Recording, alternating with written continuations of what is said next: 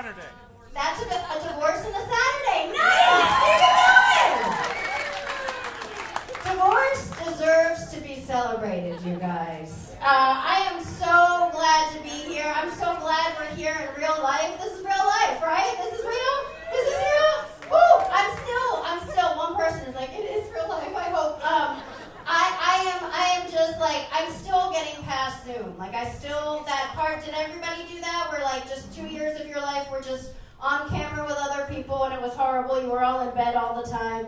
And yeah, like I was doing everything. I was doing Zoom meetings. I had baby showers. I went to a Zoom funeral. Did anybody? Yeah, all equally as depressing. Life, death, whatever. It's bullshit. I did Zoom comedy shows. Did anybody do a Zoom comedy show? Yeah, sir. Did you enjoy it?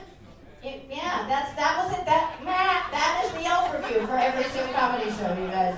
It's horrible. If you have not done it before, it's like the saddest version of Cribs in Hollywood Squares having a baby. That's what a Zoom comedy show is. And like people forget that you can see them. Like you can see into their house. I see you scratching your butt. Like I know what you're doing, right?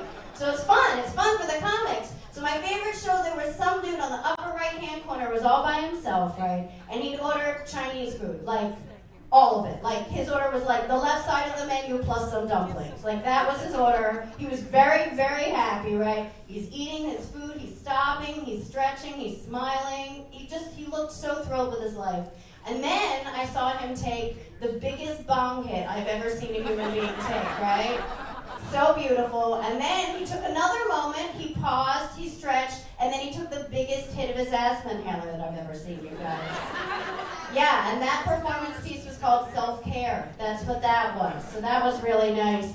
I am really glad to be here because my children aren't here. Yeah. Thank you. You know my children. Yeah, they're in the car. It's fine.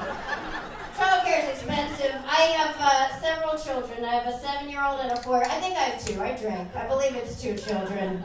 I'm glad they're not here. I really am. That's kind of how I'm feeling. Anybody else here wish they had less children?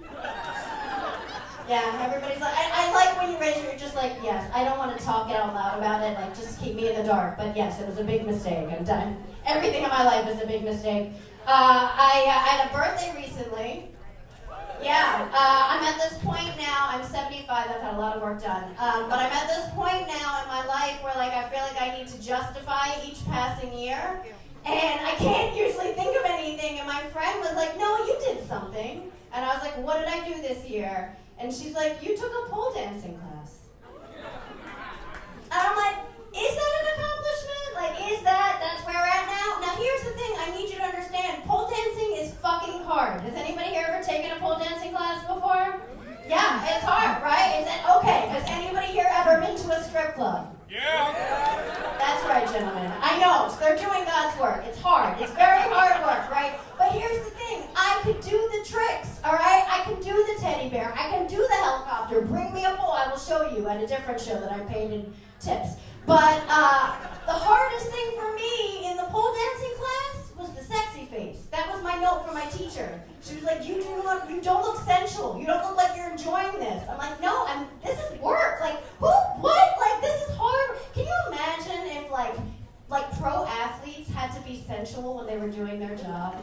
Like a dude was like trying out for the NFL. They're like, that's okay, but you don't look like you're fucking right now, sir. You're running well, but no. Like, can you imagine like marathons, right? They have the picture at the end when they finish the race, and the manager's like, see, not a good sensual face. It's not good for you guys. It is not good. I'm married. Anybody here married? Nice. Again, it was a slow clap for many of you. That is fun. Anybody been married like a really long time? Okay, let's hear it. What's long? 39. Can anyone be 39? Someone's like, no. Okay, all right, whistles. How long have you been married? 41. Okay, that's good. We're going to stop at this option. 41. Okay, are you happily married? Good. Is your partner here? Yes, that's all I just got to check. Do you have advice for how to have like a successful marriage?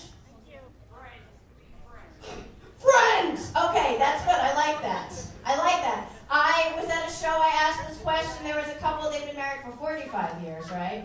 And the woman was there, her husband was there, and she's like, I got this. And her husband's like, all right. And she's like, the secret to a successful marriage is spreadsheets. And her husband turns to her and said, I swear to God, and he said, honey, did you say spreadsheets or spread your cheeks? And I said, obviously the key is communication, right? Unless you're trying to schedule butt stuff, and then spreadsheets to spread your cheeks is very important. That makes sense, right? I've been married for 11 years. I used to have like this big old list of like what was important to me in a relationship and what I was looking for in my partner. By the time I got married, I had one thing on my list. Do you know what it was? Big dick. No. That wasn't it. That was crossed out years ago. And it's like, is it long or what? There's a lot. It's specific. Anyway, we don't have enough time for that. My qualification, one thing was that he was straight. For me. Straight for me. That was it. That was all I had by the end. Because like I went through this phase in college, I don't know if this happened to anybody, where I would like date a guy and we would break up and he would discover he was gay. Did that happen to anybody? It happened to me 7 times. I love show tunes and patterns apparently. So I don't know if you know this, when it happens that many times there's legal protocol that happens. The first thing that happens is you get funding from the Gay Straight Alliance, which is really nice. It's how I paid for college. You're in every musical. And you get a nickname. My friends started calling me the Rainbow Gate. They made me a t-shirt, for real. They made me a t-shirt. On the front it said Rainbow Gate, and on the back it said, all may enter, but most prefer the back door entrance. Yeah, it was an extra large. It was a big t-shirt.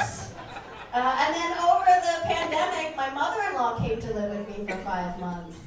And that was fucking rough, you guys. That was not... So I learned something really important. I figured out what I'm looking for in my second marriage, okay? And that is that he is an orphan. Yeah. I know. I feel like you know my mother-in-law. She's a lot. She's a lot. I never get told that I look like anybody. Best case, and this happens a lot, I get told by strangers I look like their friend. It's fun. And then I have to ask that follow-up question, is it a woman? And it's a 60-40 spread on that one. It's not, I mean, what woman doesn't want to be handsome with a strong jaw? You know what I mean? Fun times. But it happens like a lot. And I was with a friend when it happened, and he's like, you know, I've actually been thinking about it, and I figured out who you look like.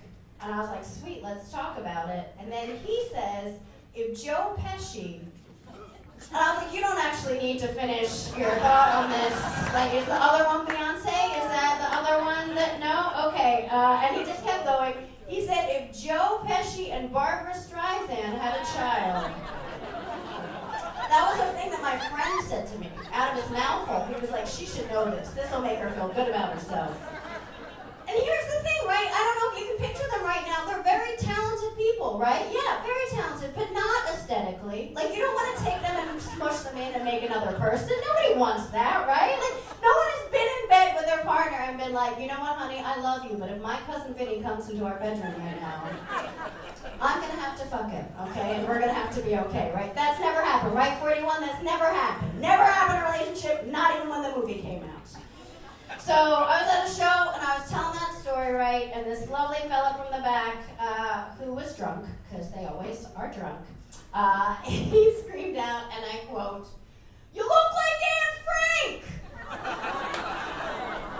Yeah, that was a real thing that happened to me. It made me feel super good about myself. And in that situation, most people are like, yes, she does. Fuck you all. Now in that situation, right, it was completely silent, and I heard one person go, "Oh shit." So if you would like to know the right way to deal with anti-Semitism, if you see something, say, "Oh shit." That's what you gotta do. And it is, the worst part is, like, I do look like Anne. I know, I do look like Anne Frank. It's just a thing, but I mean, like, on the upside, like, who doesn't want to be young and a published author? Right, guys?